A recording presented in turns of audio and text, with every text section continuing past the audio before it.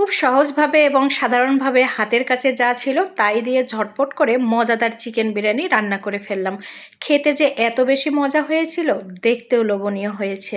এই তো প্রথমে আমি চিকেন নিয়েছি, এখানে পোলট্রি মুরগির মাংস ছিল, অল্প পরিমাণে ছিল, সেটা নিয়েছি। একটুখানি লবণ, লেবু, হলুদের গুঁড়ো আর মরিচের গুঁড়ো দিয়ে ম্যারিনেট করে 10 মিনিট রেখেছিলাম। 10 মিনিট পর রাখার পরে সাইডে রেখে দিয়েছি। আর এখানে তো আমি আলু ডুমো ডুমো করে কেটে নিয়েছি।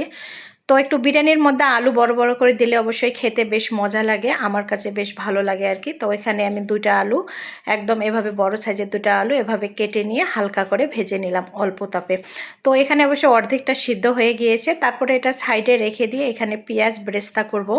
তো আমি পেঁয়াজ বেরেস্তাটা গোল গোল করে কেটেছি, আগে হুট করে কেটে ফেলেছি। তো ভেবেছিলাম মাংস রান্না করব, পরে সিদ্ধান্ত পাল্টিয়েছি যে বিরিয়ানি রান্না করব। তো যাই হোক, ওখানে দিয়েছি, এক চুলায় উঠিয়ে দিয়েছি, এখানে বেরেস্তাটা করছি, আর এদিকে আমি এত মাংসটা দিয়েছি।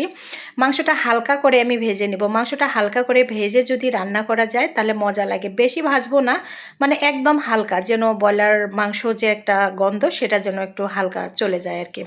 তো যাই হোক, এদিকে এটা ভাজা হচ্ছে, আর এদিকে তোমার বেরেস্তাটাও হয়ে গিয়েছে। অর্ধেকটা তুলে রেখেছি, আর অর্ধেকটাতে আমি ভাজা চিকেনটা দিয়ে দিলাম। ভাজা চিকেনটা দিয়ে সুন্দর করে নেড়ে চেড়ে, আর এখানে আমি এত মশলা একটা বানিয়ে নিচ্ছি। আজকে আমি প্যাকেট বিরিয়ানি মশলা দিয়েই বিরিয়ানিটা বানাবো। যেহেতু সময় ছিল না, তাড়াহুড়ো করে বানাচ্ছিলাম, তো হাতের কাছে ঝটপট করে যা ছিল তাই দিয়ে এখানে টক দই, বিরিয়ানি মশলা, একটুখানি ধনিয়ার গুঁড়ো, জিরের গুঁড়ো, এগুলোও দিয়েছি একটুখানি, দিয়ে তারপর এখানে মাংসতে অ্যাড করে দিলাম। আদা রসুন পেস্টটাও দিয়েছি, আমি একদম গুলিয়ে দিয়েছি এখানে পেস্ট আকারে। তো মাংসটা এখানে কষানো হচ্ছে, এত সুন্দর করে কষাচ্ছি, মানে দেখতে এত সুন্দর হয়েছিল কষানোটা, মনে হচ্ছিল খেয়ে নেই। আর ভীষণ লোভনীয় লাগছিল। আর আমার ছেলে তো একটু পরপর এসে মানে দেখছিল যে মা বিরিয়ানি হয়েছে কিনা। ওর বিরিয়ানি যে এত বেশি পছন্দ, মূলত ওর আবদারেই বিরিয়ানিটা রান্না করছি। আর বাচ্চারা কিন্তু ম্যাক্সিমাম বাচ্চারাই কিন্তু বিরিয়ানিটা ভীষণ পছন্দ করে। এখানে আমি আলুও দিয়েছি মাংসর সাথে, সুন্দর করে নেড়ে চেড়ে চালটাও অ্যাড করে দিলাম। এখানে চাল দিয়ে যদি মাংসর সাথে এভাবে যদি ভাজা যায় চালটা, তাহলে কিন্তু খুব সুন্দর একটা ফ্লেভার চলে আসে।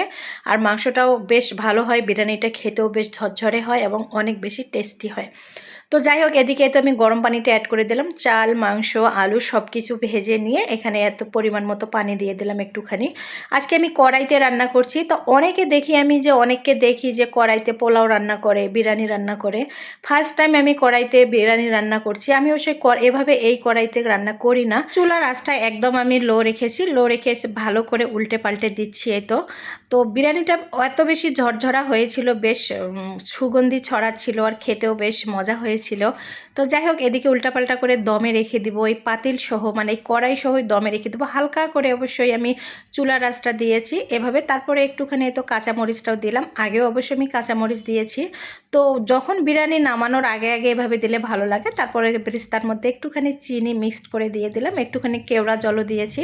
তো এই তো আমার বিরিয়ানির ফাইনাল লুক। যেহেতু শসা ছিল না, পেঁয়াজ, মরিচ আর লেবু দিয়ে ডেকোরেশন করেছি।